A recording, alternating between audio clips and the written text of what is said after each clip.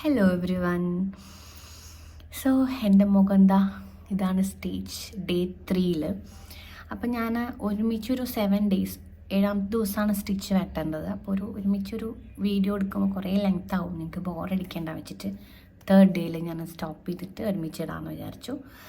അപ്പോൾ അതിന് മുമ്പ് ഞാനൊരു ഈ വിസ്റ്റം ടൂത്ത് റിമൂവലിൻ്റെ വീഡിയോസ് ഇഷ്ടം പോലെ ഉണ്ട്. അപ്പോൾ ഞാനതൊക്കെ കണ്ടിട്ടുണ്ടായിരുന്നു സർജറിക്ക് പോകുന്നതിൻ്റെ മുമ്പ്. അപ്പോൾ അതെല്ലാവർക്കും ഓരോ എക്സ്പീരിയൻസ് ആണ്.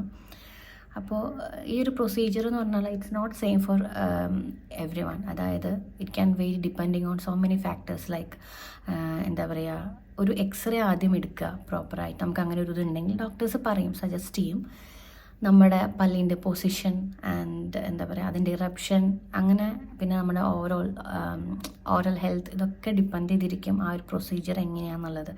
ചിലവർക്ക് സിമ്പിൾ എക്സ്ട്രാക്ഷൻ ത്രൂ മതി, ഈസി ആയിട്ട് കിട്ടും. ചിലർക്ക് ഫുള്ളി ഇറപ്റ്റഡ് ആണെങ്കിൽ, എന്നെ പോലെയുള്ളവർക്ക് അത് ബോണൊക്കെ ഒന്ന് ട്രിം ചെയ്തിട്ട് അതിൻ്റെ ഉള്ളിൽ കുടുങ്ങി കിടക്കുമായിരുന്നു പല്ല്. അപ്പോൾ കുറച്ച് അങ്ങനെ ചെയ്യേണ്ടി വന്നു. അപ്പോൾ അതിൻ്റേതായ ഒരു എക്സ്പീരിയൻസ് വേറെ ആയിരിക്കും. എത്രയായാലും നമ്മുടെ ഇത് ചെയ്യല്ലേ, ഒരു കട്ട് ചെയ്ത് ചെയ്യല്ലേ. അപ്പോൾ എനിക്ക് ഫസ്റ്റ് 2 days വല്ലാത്ത പ്രോബ്ലം ഉണ്ടായാലും ഇന്നിപ്പോൾ 3rd day ആയതുകൊണ്ട് നല്ല റിലീഫാണ്, സംസാരിക്കാൻ എന്താ ഇപ്പോൾ അതുപോലെ പറ്റുന്നുണ്ട്. അപ്പോൾ അതിനേക്കാളൊക്കെ ഇമ്പോർട്ടൻ്റ് ആയിട്ടുള്ളത്, നമ്മൾ ഇങ്ങനൊരു സംഭവം ഉണ്ടെന്ന് അറിഞ്ഞു കഴിഞ്ഞാൽ ഡോക്ടറെ കണ്ട്, വേദന സഹിക്കാൻ പറ്റില്ല പല്ലുവേദന വന്നു കഴിഞ്ഞാൽ. എനിക്കൊരു കുറച്ച് വർഷം മുമ്പ് വന്നിട്ടുണ്ടായിരുന്നു. അപ്പോൾ അന്ന് ഞാൻ അതുപോലെ എക്സ്റേ എടുക്കാൻ പറഞ്ഞു, എക്സ്റേ എടുത്തു. പിന്നെ ഡോക്ടറെ കണ്ടില്ല, കാരണം ഞാൻ പെയിൻ കില്ലറൊക്കെ കഴിച്ച് അത് വേദന പോയപ്പോൾ ഞാൻ അവിടെ ഇട്ടു. പിന്നെ വീണ്ടും വരികയാണ് ചെയ്തത്. ഞാൻ അന്ന് ഭയങ്കര തിരക്കായ കാരണം എനിക്കന്ന് ഫോളോ അപ്പ് ചെയ്യാൻ പറ്റിയിട്ടുണ്ടായിരുന്നില്ല. ഇന്നിപ്പോൾ വീണ്ടും വന്നു, എനിക്ക് സ്വെല്ലിംഗ് ആയി, ഇവിടെ മറ്റേ കഴല പോലെയൊക്കെ വന്ന് ഭയങ്കര പെയിനായിരുന്നു. രാത്രി ഉറങ്ങാൻ പറ്റിയില്ല. അങ്ങനത്തെ ഒരു ദിവസം വളരെ കഷ്ടപ്പെട്ടിട്ടാണ് ഞാൻ വീണ്ടും ഡോക്ടറെ അടുത്ത് പോയത്. അപ്പോൾ ഡോക്ടർ ഒന്നും ആലോചിക്കാണ്ട് കണ്ട വഴിക്ക് തന്നെ അതെടുത്ത് കളയാണ്ട് വേറെ മാർക്കില്ല, വന്നുകൊണ്ടേയിരിക്കും എന്ന് പറഞ്ഞു. അപ്പോൾ ഞാൻ സെക്കൻഡ് ഒപ്പീനിയൻ എന്നുള്ള രീതിയിൽ ഞാൻ ഫീഡ് ചെയ്യുന്നുണ്ട്. എനിക്ക് കുറച്ച് ചാലഞ്ചിങ് ആയിട്ട് എനിക്ക് ഫീൽ ചെയ്തത്, ഞാൻ ഫീഡിങ് മദറാണ്. അപ്പോൾ ലാച്ച് ചെയ്യുന്ന സമയത്ത് മെഡിസിൻസിന് ഒക്കെ പ്രശ്നം ഉണ്ടാവുമല്ലോ. അപ്പോൾ അതൊരു ഭയങ്കര കൺസേൺ ആയിരുന്നു, ഇപ്പോൾ ചെയ്യണോ വേണ്ടയോ എന്നുള്ളത് ഒന്നും കൂടിയും അങ്ങോട്ട് മാറ്റി നിർത്തിയാലോ എന്നൊക്കെ വിചാരിച്ചിട്ടാണ് പോയത്. അപ്പോൾ എൻ്റെ അടുത്ത് പറഞ്ഞു, ഇത് സ്ഥിരമായിട്ട് പെയിൻ അല്ലെങ്കിൽ വന്നും പോയിക്കൊണ്ടിരിക്കും, അതുപോലെ നമുക്ക് അത് പെയിൻ കില്ലേഴ്സ് കഴിച്ച് സപ്രസ് ചെയ്യാം, പിന്നെ വരും എന്ന് പറഞ്ഞു. അപ്പോൾ പിന്നെ ഫൈനലി ഞാൻ ഡിസൈഡ് ചെയ്തു, പെയിൻ സഹിക്കാൻ പറ്റുന്നുണ്ടായിരുന്നില്ല. പിന്നെ ഈ സർജറി കഴിഞ്ഞിട്ടുള്ള പെയിൻ 1-2-3 ദിവസം കൊണ്ട് നമുക്കത് ഓക്കെ ആവുമല്ലോ. അതിലും ഇടയ്ക്കിടയ്ക്ക് പെയിൻ അനുഭവിക്കേണ്ടല്ലോ എന്ന് വിചാരിച്ചിട്ടാണ് ഞാൻ വേഗം പോയി ചെയ്തത്. അപ്പോൾ ഞാൻ എൻ്റെ വാട്സപ്പിൽ ഒരു ഫോട്ടോ ഒക്കെ ഇട്ടിട്ടുണ്ടായിരുന്നു സ്റ്റാറ്റസ്. അപ്പോൾ കുറേ പേർക്ക് സംഭവം ഉണ്ടെന്ന് എനിക്ക് മനസ്സിലായി, ഓരോരുത്തരും മെസ്സേജ് അയച്ചിരുന്നു. അപ്പോൾ നിങ്ങൾ പോയി ഡോക്ടറെ കാണുക. കാരണം നമ്മുടെ എന്തെങ്കിലും ഒരു മെയിൻ ഒക്കേഷൻ്റെ സമയത്തായിരിക്കും, ചിലപ്പോൾ ഒരു കല്യാണം ആയിരിക്കാം, വീട്ടിലെന്തെങ്കിലും ഇമ്പോർട്ടൻറ്റ് ഫംഗ്ഷൻ ആയിരിക്കാം, ആ സമയത്തായിരിക്കും ഇത് വരിക. അപ്പോൾ ഇത് എപ്പോഴാണെന്ന് നമുക്ക് പറയാൻ പറ്റില്ല, രാത്രിയൊക്കെ ആയിരിക്കും മെയിനായിട്ട്. അപ്പോൾ അതിനൊന്നും നിൽക്കണ്ട, വന്നു കഴിഞ്ഞാൽ ഭയങ്കര പ്രശ്നമാണ്, വേദന നമുക്ക് സഹിക്കാൻ പറ്റില്ല. അപ്പോൾ അതിനൊന്നും നിൽക്കണ്ട, നമുക്ക് ഇങ്ങനെ ഉണ്ടെന്ന് അറിഞ്ഞാൽ കുറേ പേർക്ക് ഇതുണ്ടെന്ന് തോന്നുന്നു.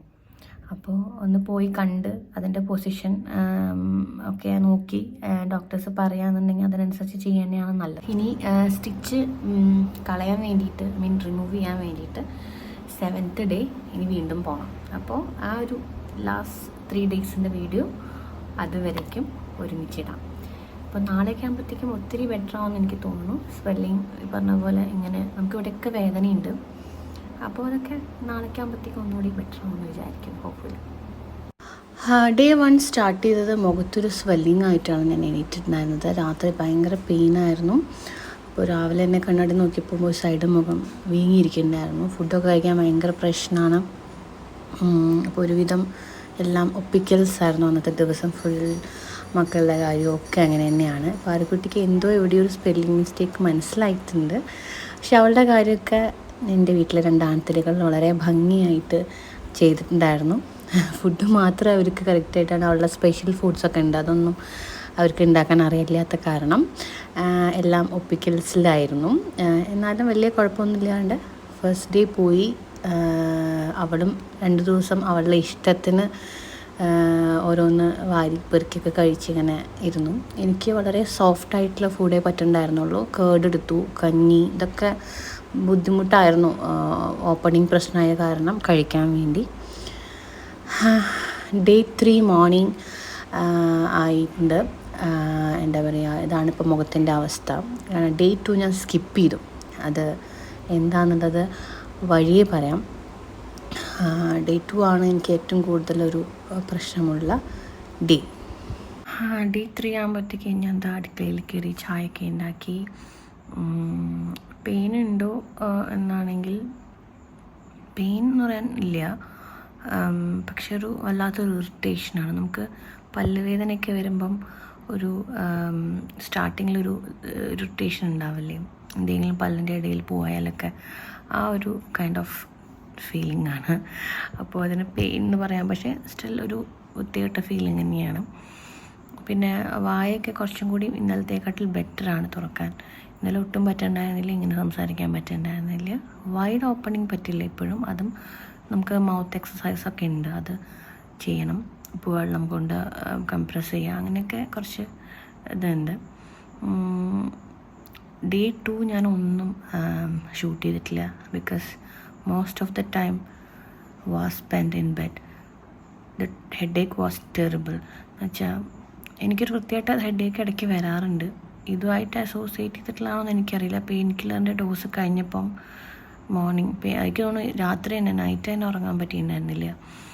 ഭയങ്കര തലക്കനെ വെട്ടിപ്പൊളിയണ വേദന. അത് ഇതുകൊണ്ടാണോ എന്ന് എനിക്കറിയില്ല, ഞാൻ ചോദിച്ചില്ല ഡോക്ടറെ അടുത്ത്. രാവിലെ വൊമിറ്റ് ചെയ്യുകയും ചെയ്തു.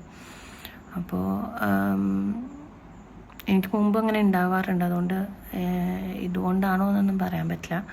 പക്ഷേ എനിക്ക് ഒട്ടും വയ്യായിരുന്നില്ല, അതുകൊണ്ട് അധിക സമയം ബെഡിൽ തന്നെയായിരുന്നു.